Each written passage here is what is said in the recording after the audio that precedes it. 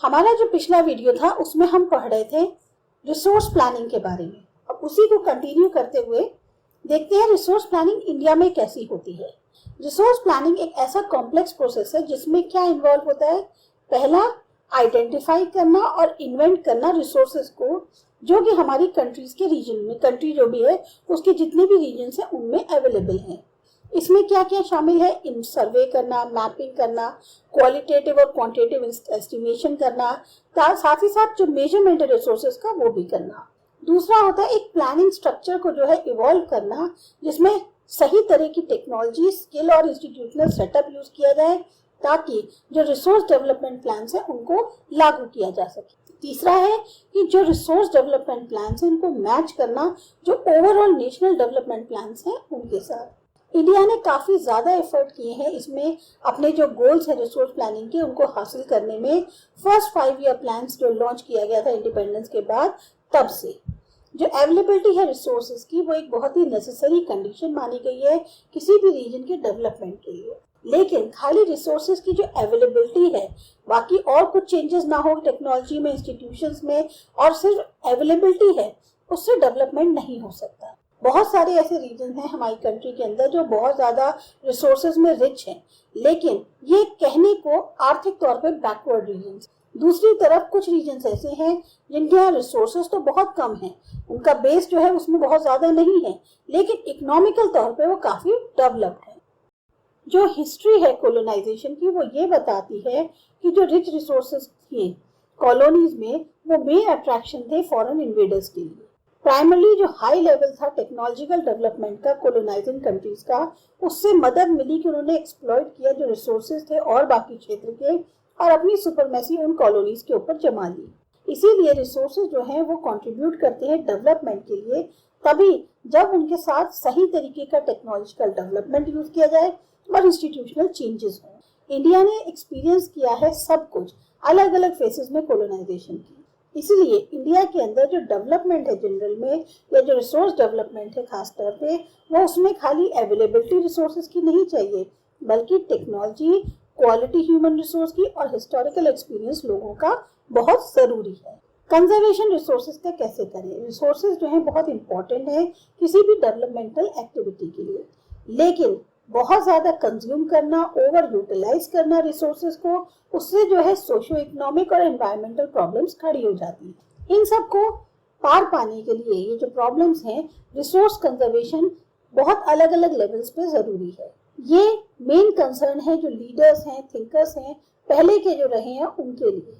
जैसे गांधी जी जो है इस चीज़ में बहुत ज़्यादा एक्ट थे कि उन्होंने अपनी इस आवाज़ को उठाया कि जो उनकी चिंता थी रिसोर्स कंजर्वेशन की, जो उनको चिंता थी उसके बारे में उन्होंने इस तरह से कहा कि बहुत है हर एक की ज़रूरत के लिए, पर उतना नहीं है कि हर एक के लालच को पूरा किया जा सके। उन्होंने जो ग्रीडी और सेल्फिश इंडिविजुअल्स थे या जो एक्सप्लॉयटेटिव नेचर होता है मॉडर्न टेक्नोलॉजी का, उसको मेन जड़ माना कि उसी के कारण जो है ग्लोबल लेवल पे रिसोर्स का डिप्लीशन हो रहा है।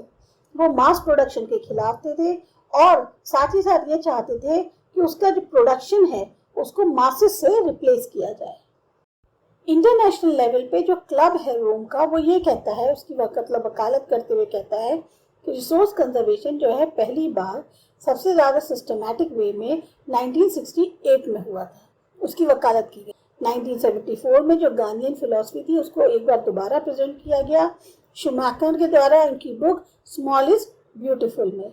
जो सेमिनल कॉन्ट्रीब्यूशन था रिसोर्स कंजर्वेशन के साथ साथ ग्लोबल लेवल पे, वो करा गया था ब्रेटलैंड कमीशन रिपोर्ट के द्वारा 1987 में।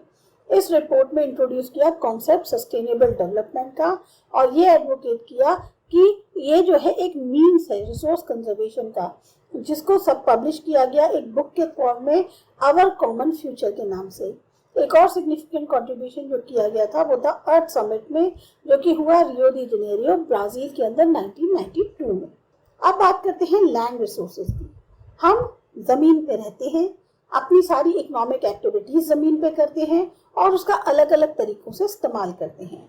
तो हम ये कह सकते हैं कि लैंड जो है वो एक नेचुरल रिसोर्स है जो बहुत ज़्यादा महत्वपूर्ण है। ये natural vegetation, wild life, human life, economic activities, transport और कम्युनिकेशन सिस्टम सबको सपोर्ट करता है। कहने को लैंड जो है एक ऐसा असेट है हमारे पास जिसका एक डेफिनेट मैग्नीट्यूड है, इसलिए बहुत ज़रूरी है कि जो भी अवेलेबल लैंड है अलग अलग पर्पसेस के लिए अगर हम उसको इस्तेमाल कर रहे हैं तो बहुत ध्यानपूर्वक प्लानिंग के साथ करें। इंडिया के पास जो लैंड है उसमें बहुत ज़्यादा वैरायटी है रिलीफ फीचर्स की, यानी कि जैसे माउंटेन्स हैं, प्लेट्यूज हैं, प्लेन्स हो गए, आइलैंड्स हो गए। 43% जो लैंड की एरिया है वो प्लेन है। इससे हमें क्या फैसिलिटी मिलती है, एग्रीकल्चर की और इंडस्ट्री की। माउंटेन्स को अगर देखें तो 30% है टोटल सरफेस एरिया के कंट्री के अंदर, और पेरिनियल फ्लो जो है कुछ रिवर्स का, उससे फैसिलिटी मिलती है टूरिज्म और इकोलॉजिकल एस्पेक्ट्स के लिए। 27% जो एरिया है कंट्री का वो प्लेट्यू रीजन है, और वो बहुत ही ज्यादा रिच रिजर्व माना गया है मिनरल्स का, फोसिल फ्यूल्स का और फॉरेस्ट का। अब है लैंड का यूटिलाइजेशन, लैंड इस्तेमाल कैसे कैसे होती है। लैंड रिसोर्सेज जो हैं वो कुछ खास पर्पस के लिए जो इस्तेमाल किए जाते हैं वो क्या है। सबसे पहले फॉरेस्ट के लिए, जो लैंड कल्टीवेशन के लिए अवेलेबल नहीं होती, जैसे बैरन या वेस्ट लैंड हो गई। जो लैंड नॉन एग्रीकल्चरल यूजेस के लिए इस्तेमाल करी जाती है, बिल्डिंग्स, रोड्स, फैक्ट्रीज बनाने के लिए। इसी तरह से जो और बाकी अनकल्टिवेटेड लैंड होती हैं फैलो लैंड को छोड़ के, जिसमें परमानेंट पेस्चर्स या ग्रेजिंग लैंड हो गई। लैंड जिसमें बहुत ज्यादा जो है अलग अलग वैरायटी के ट्री क्रॉप्स, ग्रोव्स होते हैं, नेट सोल एरिया में वो शामिल नहीं होती। कल्चरेबल वेस्ट लैंड जो होती है, यानी कि अनकल्टिवेटेड छोड़ दी जाती है 5 एग्रीकल्चरल ईयर्स के लिए। फैलो लैंड्स करंट फैलो यानी विदाउट कल्टीवेशन के लिए छोड़ दी गई 1 या 1 से कम एग्रीकल्चर ईयर के लिए। और भी जो करंट फैलो होती हैं, जैसे 1 से लेके 5 के जो एग्रीकल्चरल ईयर्स होते हैं उसके लिए बिना खेती किया उनको छोड़ दिया। नेट सोन एरिया, जो एरिया है उसको एक बार से ज्यादा जो है एग्रीकल्चर ईयर में उसके ऊपर खेती करी जाए, प्लस नेट सोन एरिया जो है उसको ग्रॉस क्रॉप एरिया भी कहते हैं। अब इंडिया में लैंड यूज कैसे करा जाता है, उसका क्या पैटर्न है। जो यूज है लैंड का उसको हम डिटरमाइन कर सकते हैं फिजिकल और फैक्टर्स से, जैसे कि टोपोग्राफी, क्लाइमेट, सॉइल टाइप, और साथ साथ ह्यूमन फैक्टर से, जैसे पॉपुलेशन डेंसिटी, टेक्नोलॉजिकल कैपेबिलिटी कितनी है, कल्चर और ट्रेडिशंस क्या है। जो टोटल ज्योग्राफिकल एरिया है इंडिया का वो 3.28 मिलियन स्क्वायर किलोमीटर है। लैंड यूज जो है डेटा हम जिसे कहते हैं वो अवेलेबल है सिर्फ 93% जो टोटल ज्योग्राफिकल एरिया है उसका, क्योंकि लैंड यूज जो है उसकी रिपोर्टिंग ज्यादातर नॉर्थ ईस्ट स्टेट्स की जो है, अच्छा आसाम को छोड़ दे तो पूरी तरह से नहीं की गई है। साथ ही साथ कुछ एरिया जम्मू और कश्मीर के हैं जो कि पाकिस्तान और चाइना द्वारा ऑक्यूपाइड है, उनका भी सर्वे नहीं हुआ है। जो लैंड परमानेंट प्रेशर के अंदर आती है वो भी कम हुई है। हम अब अपने जो इतनी बड़ी कैटल पॉपुलेशन है उसको खिलाने के लिए इस प्रेशर लैंड पर कैसे करें, यही और इसके क्या नतीजे हैं, यही मेन प्रॉब्लम है। ज्यादातर फैलो लैंड्स जो हैं, करंट फैलो लैंड्स, उनको छोड़ दिया जाए। ये बाकी सब या तो बहुत पुअर क्वालिटी की हैं या जो कॉस्ट है कल्टीवेशन की इन तरह की जमीनों की वो बहुत ज्यादा है। इसीलिए इन लैंड पर जो है एक या एक से ज्यादा बार जो है 2 या 3 सालों के अंदर जो है खेती करी जाती है। और इसमें जो है अगर इनको शामिल किया जाता है नेट जोन एरिया में तो जो परसेंटेज होता है नेट जोन एरिया का इंडिया के अंदर वो लगभग 54% है टोटल रिपोर्टिंग एरिया के। जो पैटर्न है नेट जोन एरिया का वो भी काफी वेरी करता है एक स्टेट से दूसरे स्टेट में। लगभग 80% जो टोटल एरिया है पंजाब और हरियाणा का, या 10% से भी कम है अरुणाचल प्रदेश, मिजोरम, मणिपुर, अंडमान और निकोबार आइलैंड्स।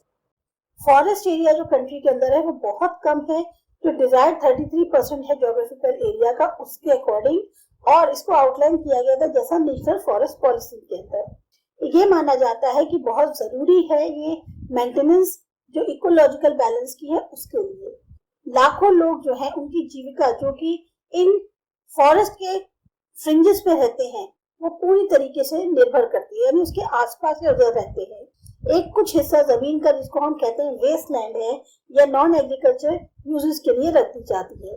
अब वेस्ट लैंड में क्या क्या आ गया, रॉकी, एरिड, डेजर्ट एरियाज, और जो लैंड है उसको और नॉन एग्रीकल्चर एरियाज के यूज करने के लिए जैसे सेटलमेंट है, रोड्स हैं, रेलवेज हैं, इंडस्ट्रीज हैं, उनके लिए इस्तेमाल करी जाती है। लगातार जो यूज हो रहा है लैंड का बहुत लंबे समय से बिना किसी सही स्टेप्स को उठाए हुए उसको कंजर्व करने का, उसको मैनेज करने का, उससे क्या हो रहा है कि लैंड का डिग्रेडेशन हो रहा है।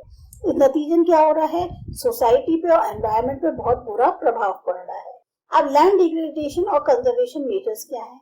हमने ऑलरेडी अपनी जो लैंड है उसको शेयर कर रखा है पास्ट जनरेशन से, और सेम हमें करना है जो फ्यूचर जनरेशन है उनसे भी।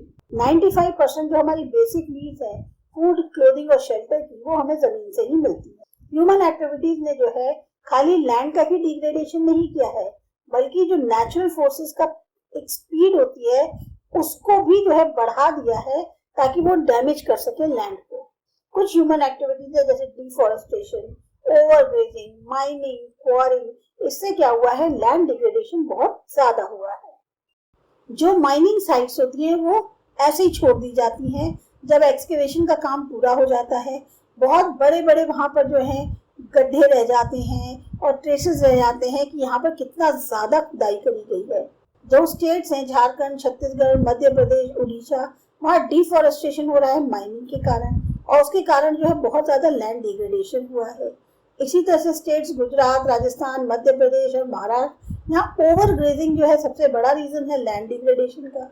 जो स्टेट्स है पंजाब, हरियाणा, वेस्टर्न उत्तर प्रदेश, वहाँ ओवर इरिगेशन जो है वो कारण है लैंड डिग्रेडेशन का, क्योंकि वाटर लॉगिंग हो रही है और उसके कारण जो है जो सलाइनिटी है पानी में और जो खारापन कहते हैं एल्कलाइन, ये सॉइल में बढ़ता जा रहा है। मिनरल प्रोसेसिंग जैसे ग्राइंडिंग है लाइमस्टोन की सीमेंट इंडस्ट्री के लिए, कैल्साइट या सोपस्टोन के लिए, सिरेमिक इंडस्ट्री के लिए, इससे भी बहुत ज्यादा बड़ी क्वांटिटी में जो डस्ट है वो एटमॉस्फेयर में जनरेट हो रही है।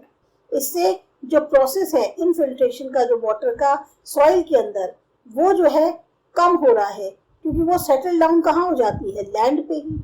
इधर कुछ सालों में जो इंडस्ट्रियल एफ्लुएंट्स हैं वेस्ट के तौर पे, वो सबसे बड़ा सोर्स बन गए हैं लैंड और वाटर पॉल्यूशन का इंडिया के या कंट्री के कई हिस्सों में। बहुत सारे तरीके से हैं जिससे लैंड डिग्रेडेशन की प्रॉब्लम्स को सॉल्व किया जा सकता है। एफोरेस्टेशन हो, प्रॉपर मैनेजमेंट हो ग्रेजिंग का, उससे काफी हद तक मदद मिल सकती है। प्लांटिंग करी जाए, शेल्टर बेल्ट्स की जो प्लांट्स हैं उनकी कंट्रोल किया जाए ओवरग्रेजिंग पे, सैंड ड्यूज का स्टेबलाइजेशन किया जाए, वहाँ थॉर्नी बुशेस लगाए जाएं, ये सब वो मेथड है ताकि लैंड डिग्रेडेशन को रोका जा सके एरिड एरियाज में। प्रॉपर मैनेजमेंट हो वेस्टलैंड्स का, कंट्रोल करा जाए माइनिंग एक्टिविटीज को, प्रॉपर डिस्चार्ज और डिस्पोजल हो इंडस्ट्रियल एफ्लुएंट्स का, वेस्ट का ट्रीटमेंट के बाद, इससे जो है लैंड और वाटर डिग्रेडेशन जो है वो कम किया जा सकता है इंडस्ट्रियल और सब अर्बन एरियाज में। इसके बाद करते हैं topic soil as a resource, ये करते हैं अगले